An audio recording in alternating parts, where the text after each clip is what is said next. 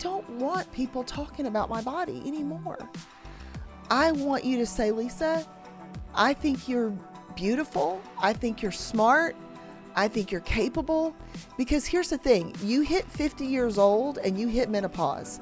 And here's what happens. You're going to get a little fluffier. And I don't want to be disregarded or have to keep up with a 25-year-old, 28-year-old, even 35-year-old Lisa, 40-year-old Lisa. My word. Our bodies change. Our kids' bodies change. We can't be just about our bodies.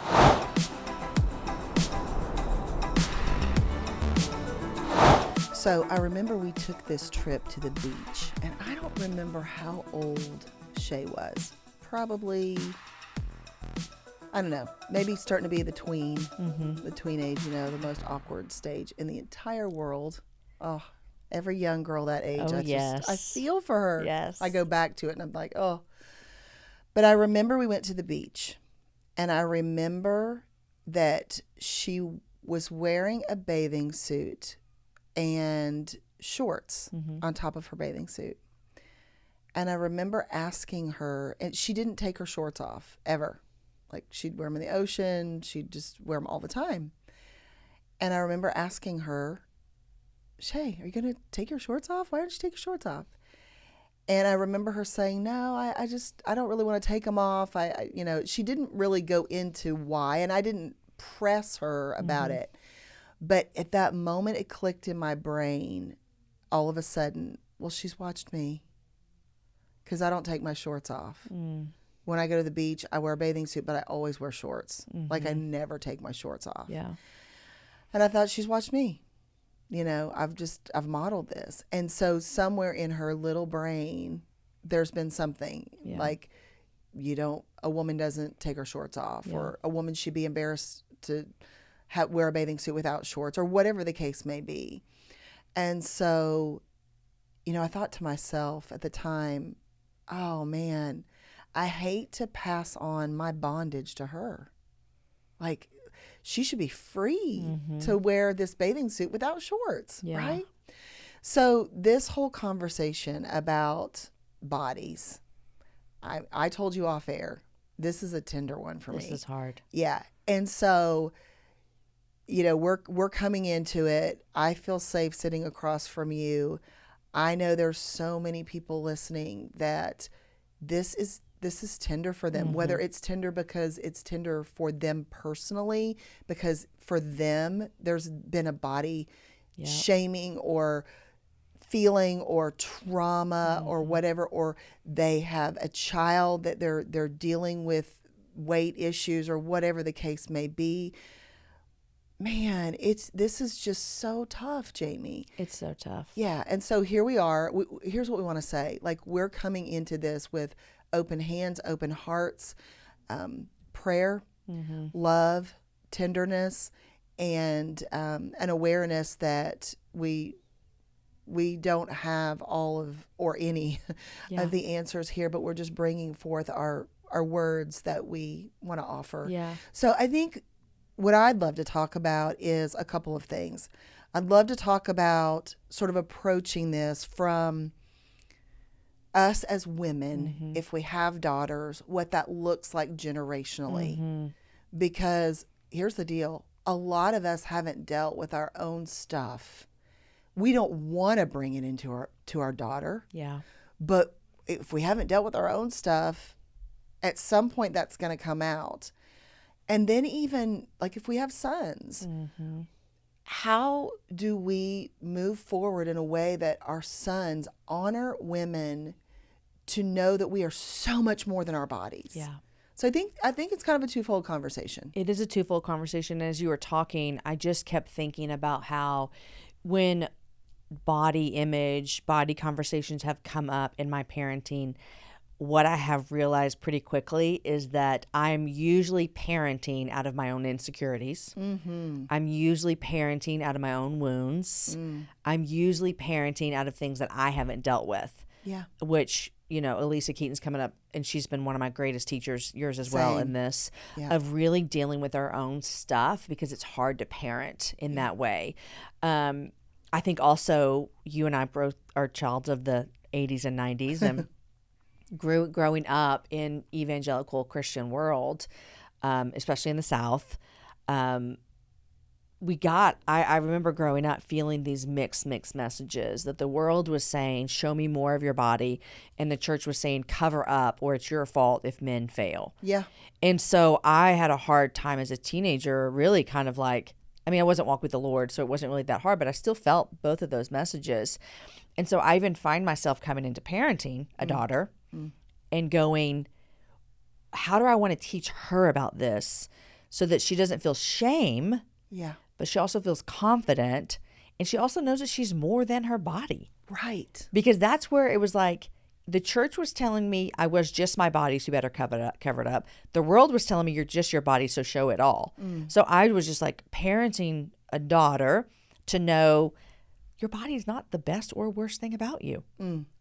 It is so true. I mean, Jamie, when I think about what we as women have been through with our bodies, like, just pause. The trauma that has been done to us, the trauma that we have done to ourselves, you know, so just think about it. So we've been through all this. Now we're trying to navigate parenting. These precious babies that have beautiful gifts from God in the form of a body. You know, we're all human. We're all trying to do our best, and we're working with what we have. Yeah.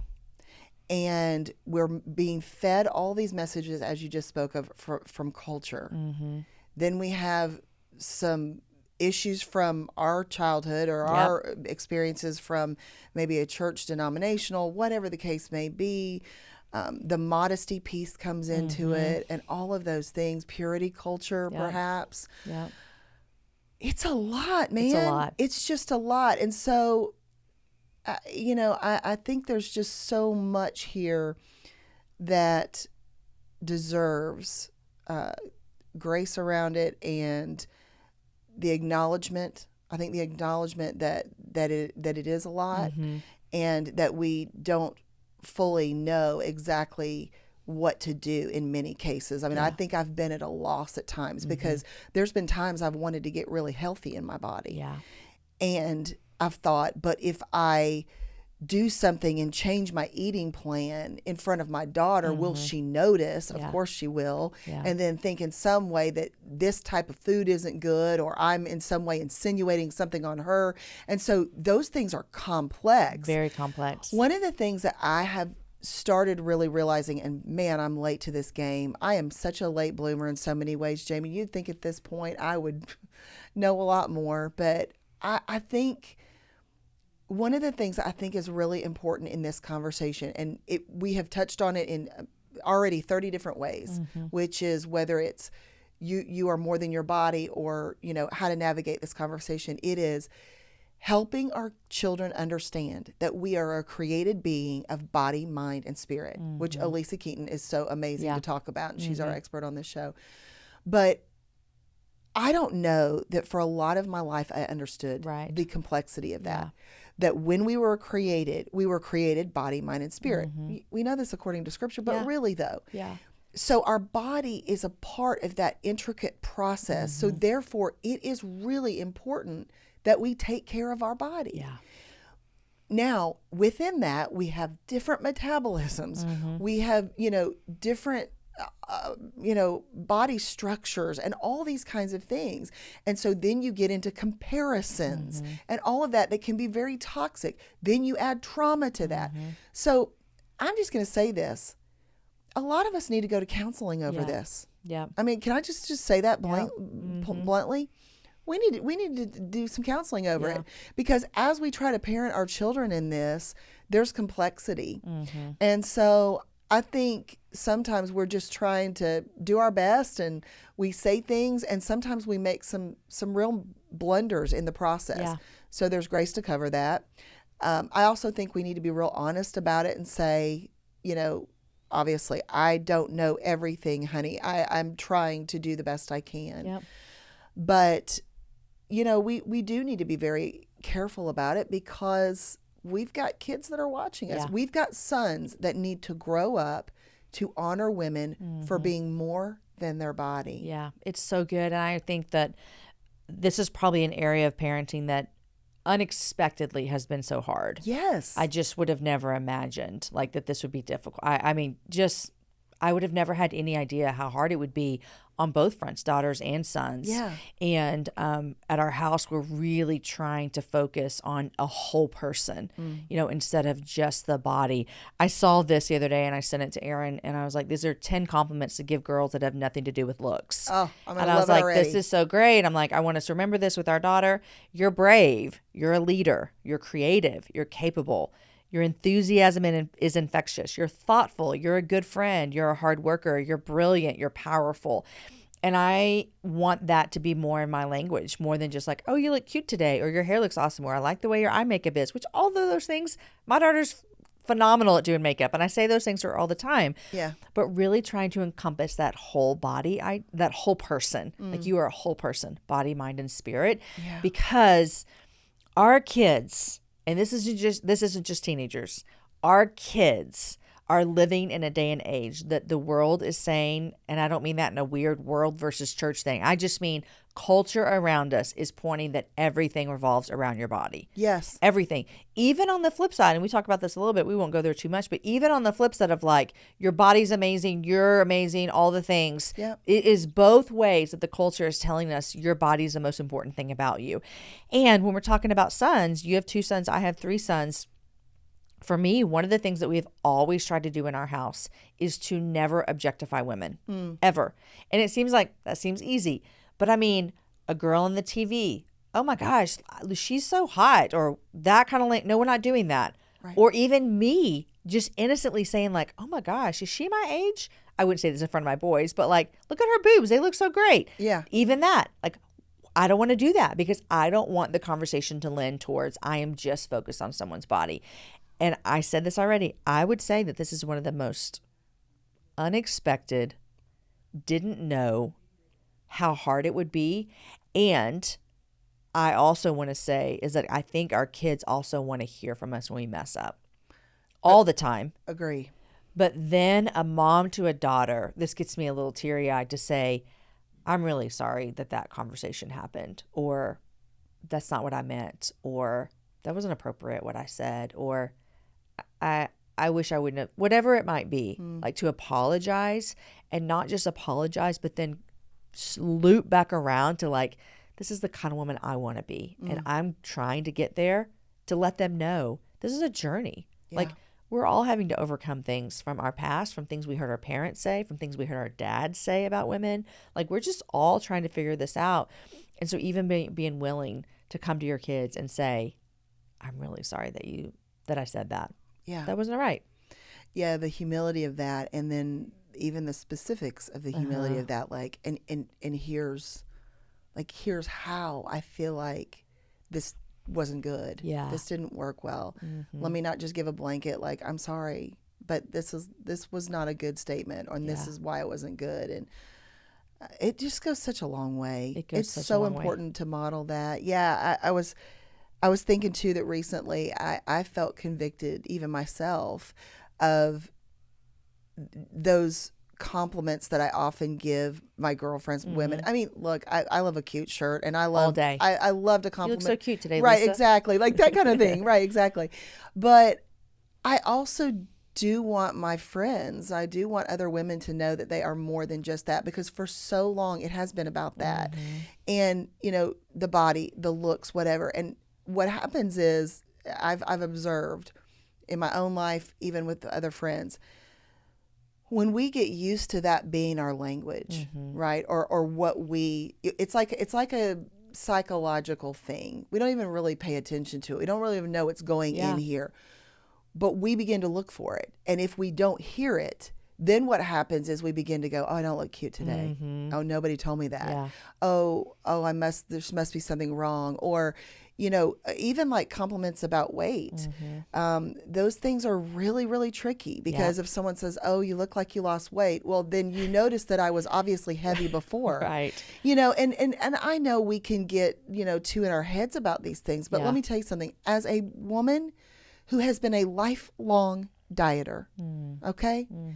I know about every calorie count, every carb count. I have been loved for my body. I have had my body made fun of. I've lived this, Jamie. So for me, I don't want people talking about my body anymore. I want you to say, Lisa, I think you're beautiful. I think you're smart. I think you're capable. Because here's the thing. You hit 50 years old and you hit menopause. And here's what happens. You're going to get a little fluffier. And I don't want to be disregarded or have to keep up with a 25-year-old, 28-year-old, even 35-year-old Lisa, 40-year-old Lisa. My word, our bodies change. Our kids' bodies change. We can't be just about our bodies. And if we as mothers, if we as parents are sending a signal, and by the way, guys are not off the hook. No, they're Let not. me just go ahead and say, there's a whole culture of like this, I'm just going to go ahead and say it. There's a whole culture of like this, the fitness bros and all that stuff. And I'm into working out. I think it's important. I think that we should take care of our bodies. We got Alisa Keeton coming on again, who's, she loves to help us move our body. I'm all about it, but I'm all about it from a place of health and longevity, and not necessarily, and not at all about further ways to feed our ego or be about, look at me, it's about my body. Because remember, body, mind, spirit. It is a totality of all of that working together. And so what signal are we sending to our kids if our obsession becomes about anything related to our body, whether it be exercise, whether it be over dieting or dieting at all or whatever, whether, calorie deficit, whether it be focus on looks of like, even like beauty. I'm just saying, like, overall, we have got to help our kids understand that it's about much more. Yeah. I think that one of the things that we talked about this before we even knew we were going to talk about this today, there were a bunch of women in a room and we started talking about not our bodies. I was about to say I'm very proud of us, because one of the things that I've grown in this area is that I no longer want to lose weight. I no longer want to look a certain way. I want to feel a certain way. And so I'm about to be 45. I'm looking at the next decade going, I want to feel good. And so for me, I want to have that type of language with my kids. Is it like, I want to take care of my body because God gave it to me, because it's a gift, because it's good, not because I want to look a certain way. Because let's just be honest. Listen, I got a full-time job. I got kids. I couldn't do that if I tried. You know what I mean? It's just, that's a full-time job. And so changing the way that we talk about our bodies with our kids, modeling this healthy attitude towards it, modeling the idea that it is not just our bodies, but there's more to us. That, I think, is going to be the biggest ways that we empower our kids, our girls and our boys, to not just love their bodies, but to love their whole selves and to not be so focused on just their bodies. Yeah, I totally agree.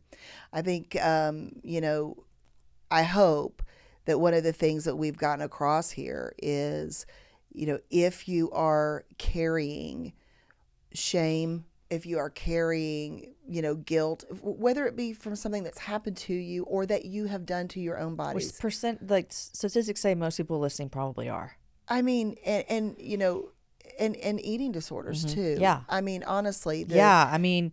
Eating disorders are among the deadliest mental illness, second only to opioid overdose. That's high. Very high. Yeah. Very high. And the thing about it is, Jamie, is that those things carry over many times into our adulthood and into our parenting. And then, we get pregnant and then we have our body changes and all of those things. And so we can't think, oh, that's just a college disease or that's just a, whatever. And so, if we need to deal with something in that area so that we can be healed and be healthy and move forward with our kids, it's worth it. It's worth it for us. And then the way that we parent our kids moving forward. And let's just say this. It is never too late. It's never too late. That's right. Yeah. That's the good news for us today. Yeah, that's always the good news. Never too late. Our next expert was a no-brainer. Alisa Keeton is an author, speaker, and in her own words, a freedom bringer. Alisa runs Revelation Wellness, which is faith-based training for your body, mind, and spirit. Their tagline is love God, get healthy, be whole, love others. Alisa has written 2 books, with her latest book coming out this summer. It's called The Body Revelation, Physical and Spiritual Practices to Metabolize Pain, Banish Shame, and Connect to God with Your Whole Self. I highly recommend picking up that book. We asked Alisa to speak on the topic of bodies because it's what she speaks on all the time. She's the best. She loves God faithful, and she wants people to also love and live in the freedom that God gives them inside their bodies. So here's our expert, Alisa Keeton. Oh my goodness, Lisa, you did not go too far. Hey, it's Alisa Keeton, founder of Revelation Wellness, and I was sitting on the edge of my seat throughout this entire interview conversation. It was so good. As a health and wellness pro for over 30 years, you guys, I have seen and lived through and even contributed to the diet culture that we are coming out of. So grace to us all, grace to everyone, grace. And when it comes to our bodies, I don't think at any time, especially in the history of the church, have we ever seen or known what it means to be free. We are the generation going first. So grace to all of us. Listening to your sweet story about Shay, Lisa, and Jamie, just walking through and out of these bonds, and some of it is trauma bonds and wounds that we have with our bodies and the stories we've been told about them. Grace, everyone, grace to us. And let's definitely take a moment to pause for the cause. The trauma that we've lived through with our bodies. And Jesus came in a body. He came and gave his body. So the body matters. We've just really never known what to do with it. But now is our time, ladies and gentlemen. Now is our time. I'm sweating. My palms are sweating. I wish I could grab everyone by the face and say, look at me in the eyes. This is our time. Because culturally right now, we are standing in the gap. We can't go back to where we've been. And we know better now. We know it doesn't work. Hey, side note, 97% of all diets fail. You have a better chance of surviving metastatic lung cancer than being successful on a diet. It doesn't work. And that's what I love about the enemy and foolishness. It doesn't work. It eventually terminates on itself. But wisdom and truth and love and goodness, that prevails. That is eternal.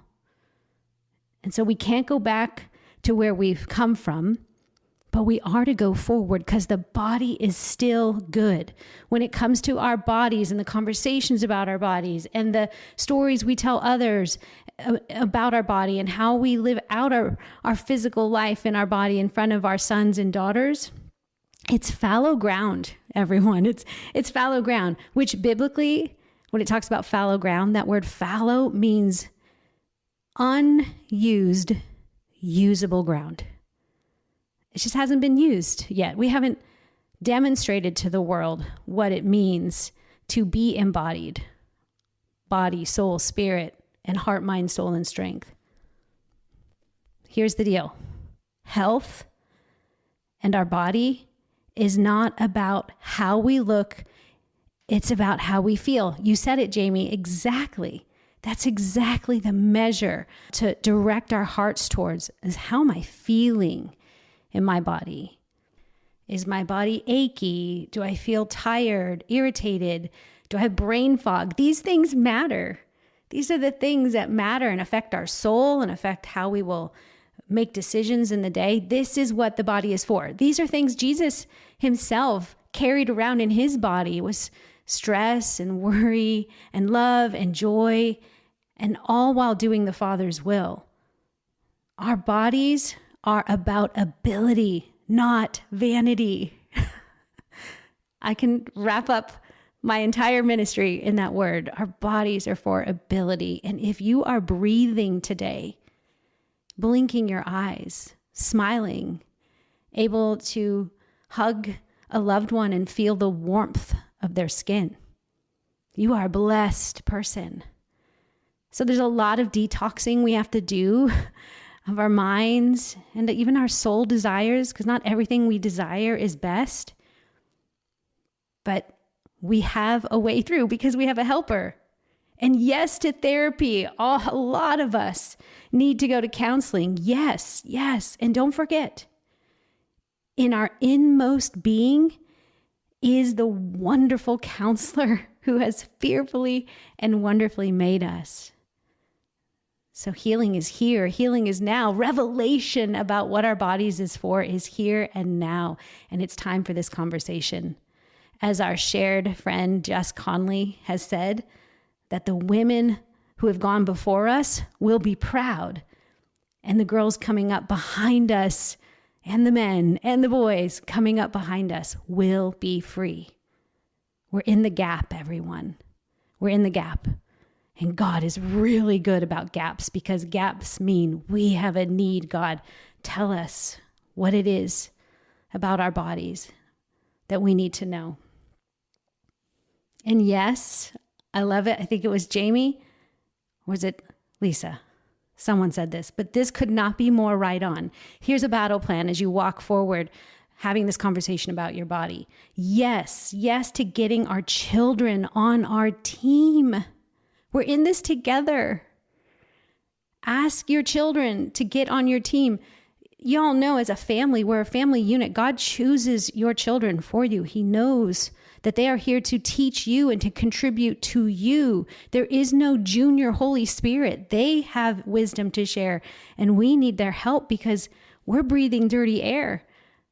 But they are closer to more fresh air the younger they are. And then, of course, the culture is constantly trying to tell them what their body's for. But if we, in our home environment, have healthy air where we're circulating and getting fresh air and going to one another and saying, hey, especially us as the parents, the authority, if we get them on our team by saying, we need their help, we're kind of coming out of the fog of the culture prior to us telling us what our bodies were for.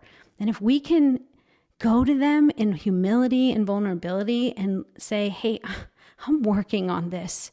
This is a pitfall for me. This is a vulnerability for me. And God has chosen you and me to be on the same team. Can you help me with this? If I start to say something that seems icky or not right, or if I'm just not paying attention to what I'm saying about my body, or if I say anything about your body, could you help me? I'm telling you, our children will be thrilled to give us the feedback. Take the feedback. We need them on our team. And if you get it wrong, ask for forgiveness. Forgive me. Man, nothing stunts the gospel more than our pride. And all of that gets stuck in our bodies. So let us all rise up today in our good, healthy, and working bodies and say to the enemy, today, the jig is up. We see you. We aren't playing your game anymore. And God has given us everything we need to be free, to live a life according to the Spirit who dwells in our body, and not our flesh that wants us to stay focused on less important things. And now the Lord is the Spirit, and where the Spirit of the Lord is, there is freedom. You are free. Listener, you are free. Jamie, you are free. Lisa, you are free. Your body is free to be any shape or size you desire or want it to be or allow it to be, as long as you have the heart God wants you to have. Let's do this. This is the time. Thanks, guys, for letting me talk. I could talk about this all day. Oh my gosh, I love y'all so much. Jamie, Lisa, community people, you guys are awesome. We'll do this together. Let's go.